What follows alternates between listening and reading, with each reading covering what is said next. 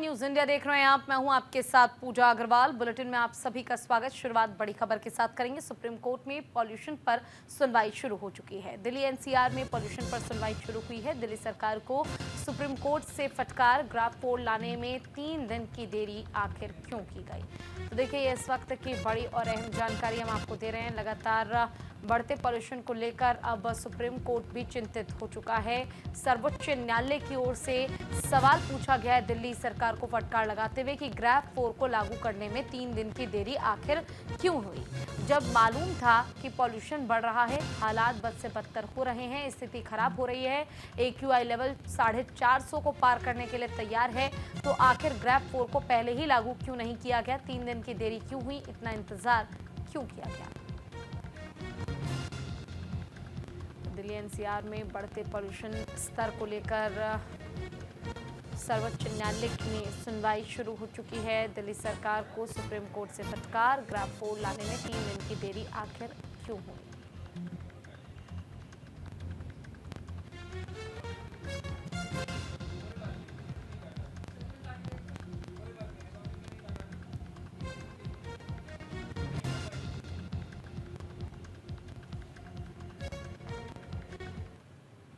वहीं दिल्ली में उत्तराखंड बसों की एंट्री पर रोक लगा दी गई है। BS3 और BS4 बसों का संचालन ठप हो चुका है। पॉल्यूशन को देखते हुए लिया गया फैसला। फरीदाबाद गुरुग्राम रोड पर यात्रियों की परेशानियां बढ़ गई है। ग्राफ 4 लागू होने के बाद उत्तराखंड की बसों पर अब रोक लग गई है। तो देखिए, उत्तराखंड से दिल्ली के लिए संचालित होने वाली परिवहन निगम की BS3 और BS4 मॉडल की 194 बसों का संचालन ठप हो गया है। दिल्ली सरकार ने ग्रेडेड रिस्पांस एक्शन प्लान की पॉलिसी लागू होने के बाद से इन बसों की आवाजाही पर पूरी तरह से रोक लगा दी है। इससे यात्रियों की परेशानी बढ़ने के साथ ही परिवहन निगम को भी लाखों रुपए का नुकसान होगा। उत्तराखंड परिवहन निगम के हरिद्वार, ऋषिकेश, रुड़की, रुद्रपुर, काशीपुर, काठगोदाम, टनकपुर और ग्रामीण डिपो समेत दूसरे कई डिपो से दिल्ली के लिए 504 बसों का संचालन किया जाता है। इनमें से 194 BS3 और BS4 मॉडल की बसों का संचालन पूरी तरह से बंद हो गया है। इन बसों का संचालन दिल्ली सरकार की ओर से लागू की गई ग्रेडेड रिस्पांस एक्शन प्लान की पॉलिसी के बाद रोका गया है।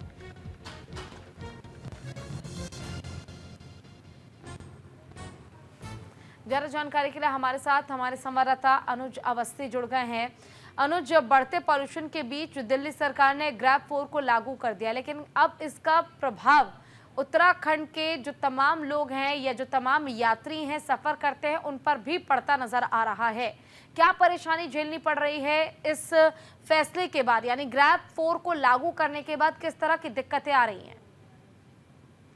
बिल्कुल, दिल्ली सरकार ने BS3 और BS4 की जो बसें हैं उनको रोक लगा दी गई है। उत्तराखंड परिवहन निगम की जो बसें थी, करीब 194 बसें ऐसी हैं जिन पे रोक लगा दी गई है। अगर बात करें उत्तराखंड परिवहन निगम की बसों को लेकर के, तो राजधानी देहरादून हो, हरिद्वार हो, उधम सिंह नगर हो, हल्द्वानी हो, टनकपुर हो, पिथौरागढ़ हो, इन तमाम जगहों से जो बसें हैं उत्तराखंड परिवहन निगम की, वो दिल्ली जाती हैं, कश्मीरी गेट रुकती हैं जाकर के या यहाँ रुकती हैं जाकर के। तो अब दिल्ली सरकार ने उस पर रोक लगा दी है। तो करीब 194 बसें हैं जिनका संचालन ठप हो चुका है। BS3 और BS4 की जितनी बसें हैं, क्योंकि 3 बसें जब पहुंची जाकर के दिल्ली में, तो वहां से बसों का जो दिल्ली वहाँ परिवहन निगम है, उन्होंने चालान करना शुरू कर दिया, जिसके बाद यहाँ पे हड़कंप मचा। अब उत्तराखंड सरकार और दिल्ली सरकार आपस में बातचीत चल रही है। उत्तराखंड परिवहन निगम की जो टीम है, जो MD है, और दिल्ली परिवहन निगम के जो MD हैं, उनसे बातचीत चल रही है लगातार कि आप किन बसों को अभी तक वहां पहुंचने देंगे। क्योंकि अभी तक जो बसों का संचालन हो रहा है वो गाजियाबाद तक हो रहा है। गाजियाबाद तक जो यात्री हैं वो जा सकते हैं, और गाजियाबाद के यात्री अपने दूसरे साधन से आप दिल्ली पहुंच सकते हैं। दिल्ली जाने के लिए फिलहाल जो BS3 और BS4 के अलावा जो बसें, उनका संचालन जरूर हो रहा है, लेकिन जो 194 बसें BS3 और BS4 की, इनको अभी तक फिलहाल रोक दिया गया। क्योंकि प्रदूषण को देखते हुए GRP4 लागू के बाद इन बसों को फिलहाल रोक दिया गया है। वहां पे सबसे ज्यादा जो परेशानियां हो रही हैं वो यात्रियों को हो रही हैं कि जो यात्री हैं जिनको दिल्ली जाना है, अपने गंतव्य तक जाना है, वो दिल्ली तक नहीं पहुंच पा रहे। और ISBT का अगर नजारा देख देखते हैं तो आईएसबीटी में लगातार भीड़ देखने को मिल रही है, क्योंकि दिल्ली तक की जो बसें हैं वो नहीं जा रही। इस वजह से जो यात्री हैं वो अन्य अन्य साधनों का इस्तेमाल कर रहे हैं दिल्ली पहुंचने को लेकर के। तो ये परिवहन निगम लगातार बातचीत कर रहा। अब ये वार्ता कितनी सफल होती है ये देखना है। जी बिल्कुल, देखिए वार्ता सफल कितनी होगी ये तो एक बहुत बड़ा सवाल है ही, लेकिन यात्रियों को जो परेशानी हो रही है तो क्या इसके लिए कोई दूसरा प्रबंध किया गया है यात्रियों के लिए? बिल्कुल, चूंकि गाजियाबाद तक संचालन किया जा रहा है तो यात्रियों को गाजियाबाद तक पहुंचाया जा रहा है। गाजियाबाद से वो अपने अन्य साधनों से वो दिल्ली पहुंच सकते हैं। फिलहाल जब तक बातचीत नहीं होगी, चूंकि जब परिवहन निगम के जो एमडी हैं उनसे जब बात करने की कोशिश करी तो उनका साफ तौर पे कहना था कि हम अभी वार्ता कर रहे हैं। जब तक वार्ता नहीं सफल होगी, चूंकि दिल्ली परिवहन निगम ने अक्टूबर 2025 तक ये एग्रीमेंट किया था कि BS3 और BS4 की बसें दिल्ली उत्तराखंड परिवहन निगम की जो बसें हैं वो दिल्ली पहुंचेंगी, दिल्ली जाएंगी, उनको कोई रोक टोक नहीं होगी। लेकिन उन्होंने बीच में ही करार तोड़ दिया। 2024 नवंबर 2024 में ही उन्होंने ये करार तोड़ दिया और 1 नवंबर से उन्होंने बसें बंद कर दी। तो अब चूंकि जब बसें बंद करी तो पूरे प्रशासन में हड़कंप मचा। हड़कंप मचने के बाद अब चूंकि वार्ता की जा रही है कि आप हमारी बसों को ले या कोई समझौता कर, जो 2025 तक का जो समझौता था वो समझौता क्यों आपने विफल किया। तो इस तरीके की बातचीत एमडी कर रहे हैं। अब दोनों सरकारें, उत्तराखंड सरकार और दिल्ली सरकार, आपस में बातचीत कर रही है। उसके बाद जो नतीजा निकलता है वो सामने आएगा। लेकिन फिलहाल यात्रियों को बहुत परेशानी हो रही है, क्योंकि जो तो दिल्ली तक गंतव्य तक जाना है, दिल्ली में जिसको काम है वो ट्रेन या अन्य साधनों का प्रयोग कर रहा है। जो बसें, बिल्कुल, लेकिन देखिए अनुज, सवाल एक ये भी है, जिस तरह से पॉल्यूशन बढ़ रहा है और ग्रैब 4 को लागू किया गया, उसके बाद दिल्ली सरकार अभी इसे हटाने के मूड में तो बिल्कुल नहीं होगी। अगर उत्तराखंड सरकार बात भी करती है तो क्या कोई ऐसा प्लान है या कोई ऐसा ऑप्शन सरकार के पास हो जो सामने से अगर वो प्रस्ताव दिया जाए तो उसे स्वीकार करके बीच का कोई रास्ता जो हल है वो निकाला जा सकता है? क्या इसको लेकर कोई जानकारी है आपके पास कि बीच का क्या प्लान होगा जिस पर कॉम्प्रोमाइज दोनों तरफ से सरकार कर सकती है? बिल्कुल, चूंकि उत्तराखंड सरकार ने, अभी आपको जानकारी दे दूं कि उत्तराखंड सरकार ने अभी कुछ दिन पहले ही जो है हाईटेक बस से खरीदी थी। वो उसमें से कुछ बसों का संचालन उत्तराखंड परिवहन निगम अपने पूरे उत्तराखंड में कर रहा है और कुछ बसें अभी आई नहीं थी। तो उन बसों को मंगा करके और उनको दिल्ली वाले रूट पे चलाना, ये एक बेहतर ऑप्शन हो सकता है। लेकिन फिलहाल दिल्ली जो परिवहन निगम है या दिल्ली सरकार है वो इस पर राजी होती है या नहीं होती है, क्योंकि ये एक रास्ता निकल के सामने आ सकता है कि आप BS3 और BS4 की बसों को रोक करके जो उत्तराखंड सरकार ने बसें खरीदी हैं उनका संचालन उस रूट पे हो सके। तो ये एक, चूंकि उत्तराखंड सरकार जब परिवहन निगम से बात करेगी तो उन्होंने एक ऑप्शन ये बताया जरूर कि इस तरीके के अगर मान ली बात नहीं बनती है तो इस तरीके का हम ऑप्शन रखेंगे। लेकिन फिलहाल जब तक वार्ता नहीं होगी, जब तक चीजें क्लियर नहीं होंगी, चूंकि उत्तराखंड परिवहन निगम का एक ये भी कहना है कि जब हमारा करार 2025 तक था तो आपने 2024 में क्यों तोड़ा, 1 नवंबर 2024 को आपने करार क्यों तोड़ा। तो इस पे भी जो है क्वेश्चन मार्क लगा हुआ है कि ये आखिर मंथन क्यों नहीं किया गया, आखिर अधिकारियों के द्वारा बातचीत क्यों नहीं करी गई, अधिकारियों के द्वारा जो बसों का है वो मेंटेनेंस क्यों नहीं किया गया। ये तमाम सवाल उत्तराखंड परिवहन निगम पर भी उठते हैं कि जब इस तरीके के मामले सामने आए तब आपने आनन फानन में चीजें करी, आनन फानन में आपने लोगों को, जो परिवहन निगम है, दिल्ली परिवहन निगम है, आपने गाजियाबाद तक का संचालन चालू किया। लेकिन फिलहाल किस यात्री रहे हैं, क्योंकि जो यात्री दिल्ली तक गंतव्य तक जा रहे हैं उनको गाजियाबाद तक ही जाना पड़ेगा। ठीक है, आपका बहुत बहुत शुक्रिया इस तमाम जानकारी और अपडेट के लिए अनुज।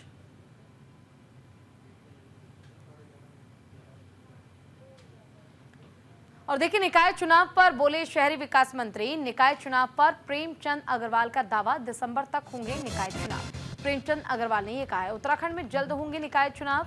पिछले साल निकायों का कार्यकाल हुआ था समाप्त।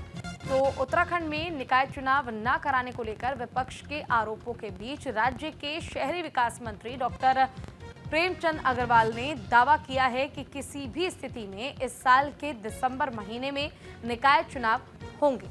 साथ ही उन्होंने ये भी कहा कि निकाय चुनाव में आरक्षण की स्थिति तय होते ही सरकार निकाय चुनाव का कार्यक्रम जारी करेगी। वहीं आपको बता दें पिछले साल दिसंबर में प्रदेश की करीब 100 नगर निकायों का 5 साल कार्यकाल समाप्त हो गया था, लेकिन अब तक निकाय चुनाव न कराने को लेकर विपक्ष लगातार सवाल खड़े कर रहा है।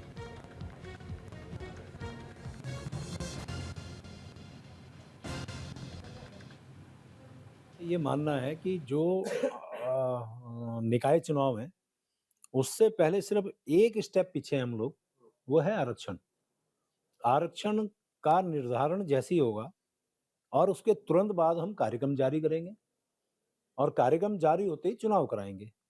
तो मुझे लगता है कि जैसा मैं पहले भी कहा था, मैं दोहरा देता हूँ कि दिसंबर में किसी भी तरह से हम चुनाव कराने के लिए हमारी मंशा भी है, सरकार भी चाहती है, हम सब लोग इच्छुक हैं और सारी परिस्थितियां वहीं पिथौरागढ़ दौरे पर आरएसएस प्रमुख मोहन भागवत भगत सिंह कोश्यारी ने किया पारंपरिक तरीके से स्वागत। शेर सिंह कार्की सरस्वती स्कूल का किया लोकार्पण। मोहन भागवत ने पर्यावरण संरक्षण के दिए संदेश। आरएसएस प्रमुख मोहन भागवत का दौरा बेहद खास। तो पिथौरागढ़ दौरे पर पहुंचे आरएसएस प्रमुख डॉक्टर मोहन भागवत। इस अवसर पर पूर्व मुख्यमंत्री भगत सिंह कोश्यारी और विद्यालय प्रबंधन की ओर से श्याम जी अग्रवाल ने उनका पारंपरिक तरीके से स्वागत किया, जिसके बाद उन्होंने शेर सिंह कार्की सरस्वती विहार विद्यालय के नवनिर्मित भवन का लोकार्पण किया। वहीं इस दौरान मोहन भागवत ने पौधारोपण और पर्यावरण संरक्षण का संदेश भी दिया।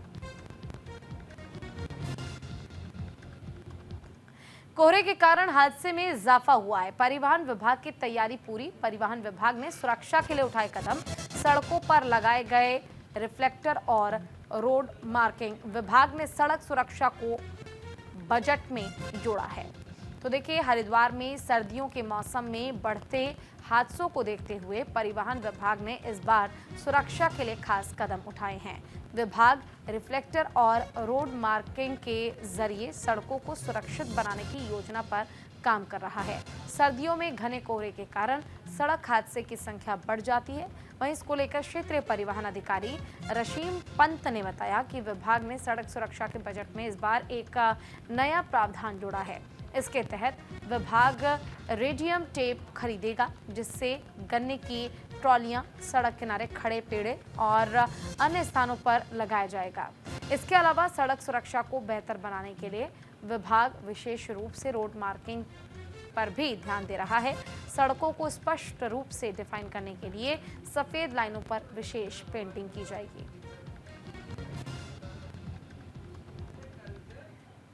हम अपील तो करते ही हैं रिफ्लेक्टर टेप लगाने की। इसके अलावा इस साल हमने एक नया प्रयास किया है।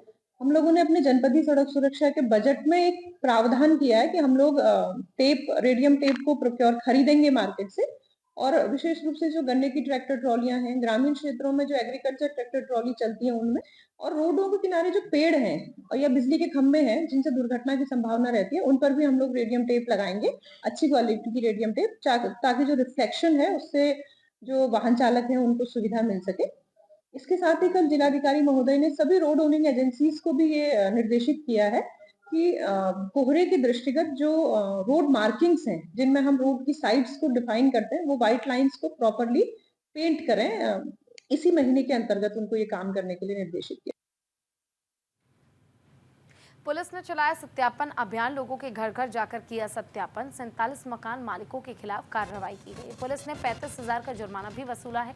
1,591 लोगों का किया गया है सत्यापन। सभी किराएदारों को सत्यापन कराने के निर्देश दिए गए हैं। पुलिस का मकान मालिकों को सख्त निर्देश।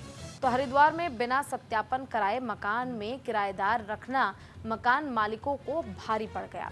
पुलिस की ओर से चलाए गए सत्यापन अभियान में पुलिस ने 47 मकान मालिकों के खिलाफ कार्रवाई करते हुए 4,47,000 के कोर्ट के चालान कर दिए हैं। वहीं मौके पर 1,591 लोगों का सत्यापन किया गया। साथ ही संदिग्ध मिले 63 लोगों के खिलाफ पुलिस एक्ट में कार्रवाई कर 35,750 रुपए का नगद जुर्माना वसूला गया है। वहीं सभी को किराएदारों, घरेलू नौकरों और बाहरी व्यक्तियों का जल्द सत्यापन कराने के निर्देश भी दिए गए हैं। और बद्रीनाथ धाम के कपाट बंद कर दिए गए हैं। बद्री विशाल के जयकारों से गूंज उठा पूरा धाम। 15 क्विंटल फूलों से सजाया गया मंदिर। बीकेटीसी अध्यक्ष ने बताया, सभी का आभार जताया है। तो देखिए, उत्तराखंड में 4 धाम यात्रा का समापन हो गया। 17 नवंबर को बद्रीनाथ धाम में के कपाट बंद होने के बाद शीतकाल के लिए यात्रा को बंद किया गया है। इससे पहले केदारनाथ, यमुनोत्री और गंगोत्री धाम के कपाट बंद हो चुके हैं। वहीं कल रात विधि विधान के साथ भगवान बद्रीनाथ धाम के कपाट बंद किए गए। इस मौके पर धाम सेना के बांड भी भक्तिमय धुनों और जयकारों के साथ पूरे परिसर गूंज उठा। वहीं कपाट बंद होने के कारण 10,000 श्रद्धालु बद्रीनाथ धाम में मौजूद थे। इस अवसर पर बद्रीनाथ धाम को 15 कुंतल फूलों से सजाया गया। वहीं श्री बद्री केदार मंदिर समिति के अध्यक्ष अजेंद्र अजय ने कपाट बंद होने पर सभी श्रद्धालुओं को शुभकामनाएं दी और यात्रा में सहयोग के लिए सभी विभागों और संस्थाओं, पुलिस, आईटीबीपी का आभार भी जताया।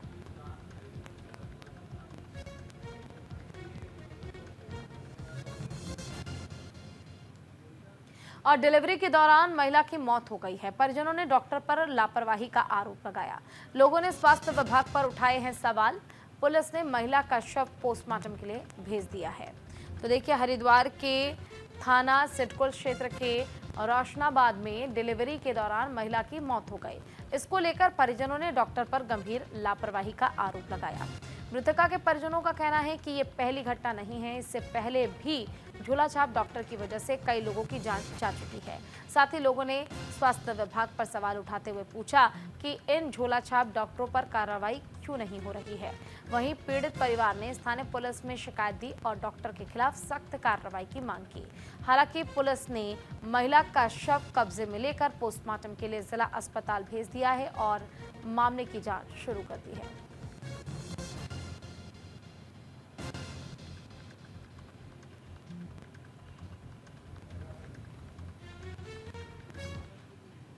वहीं लक्सर के अकोला कला गांव में दिखा मगरमच्छ। ग्रामीण में दहशत का माहौल। वन विभाग की टीम ने मगरमच्छ को पकड़ लिया। गंगा नदी में मगरमच्छ को सुरक्षित छोड़ दिया गया है।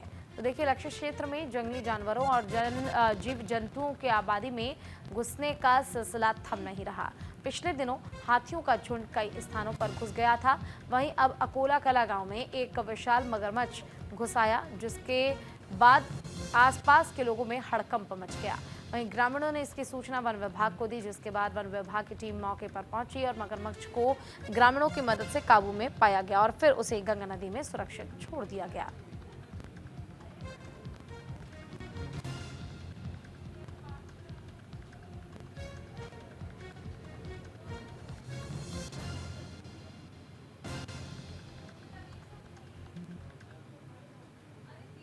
हरिद्वार के ज्वालापुर में जंगली हाथी का आतंक जारी है। रेलवे ट्रैक पर हाथी ने दी दस्तक। वन विभाग और रेलवे प्रशासन में मचा हड़कंप। रेल प्रशासन ने ट्रेन की गति कराई धीमी। वन्य जीव संरक्षण और सुरक्षा उपायों पर उठे सवाल। तो हरिद्वार के आबादी वाले क्षेत्र में जंगली हाथियों का घुसना जारी है। वहीं बीती रात को ज्वालापुर रेलवे ट्रैक पर हाथी को चलते देखा गया, जिसकी वजह से वन विभाग और रेलवे प्रशासन के महकमे में हड़कंप मच गया।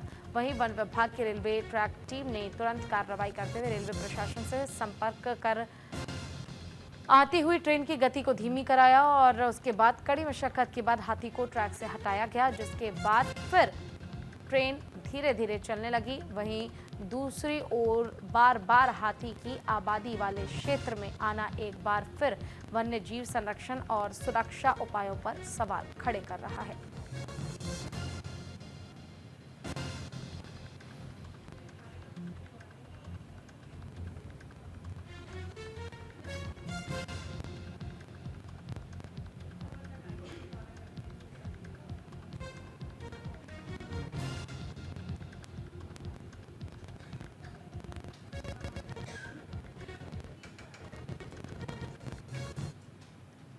और पिथौरागढ़ में खेल महाकुंभ का आयोजन। 7 दिवसीय खेल महाकुंभ का आगाज। 22 नवंबर तक होगा खेल का आयोजन। विधायक मयूख मेहर ने किया खेल का शुभारंभ। युवा कल्याण ने किया खेल महाकुंभ का आयोजन। 16 खेल प्रतियोगिताओं का किया जाएगा आयोजन। कबड्डी, वॉलीबॉल और खो खो प्रतियोगिता का होगा आयोजन। उत्तराखंड में होगा खेलों का महाकुंभ। 2025 में राष्ट्रीय खेलों की मेजबानी करेगा उत्तराखंड। तो युवा कल्याण विभाग ने स्पोर्ट्स स्टेडियम पिथौरागढ़ में 7 दिवसीय जिला स्तरीय खेल महाकुंभ की शुरुआत की।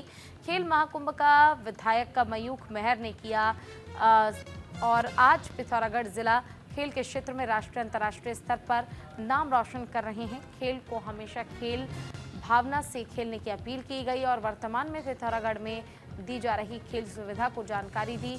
और इस मौके पर जिला युवा कल्याण अधिकारी डॉक्टर जगदीश नेगी से 7 दिवसीय खेल महाकुंभ के बारे में विस्तार पूर्वक जानकारी देते हुए खेलों में स्थान प्राप्त करने वाले प्रतिभागियों को धनराशि सहित अन्य सुविधाओं की जानकारी दी। और जिले में 16 खेल प्रतियोगिता का आयोजन किया जा रहा है। राज्य स्तर पर 22 नवंबर से आयोजित किया जा रहा है। इसे प्रतियोगिता के उद्घाटन के मौके पर अंडर 14, 17, 20 बालिका वर्ग की प्रतियोगिता आयोजित की जा रही है।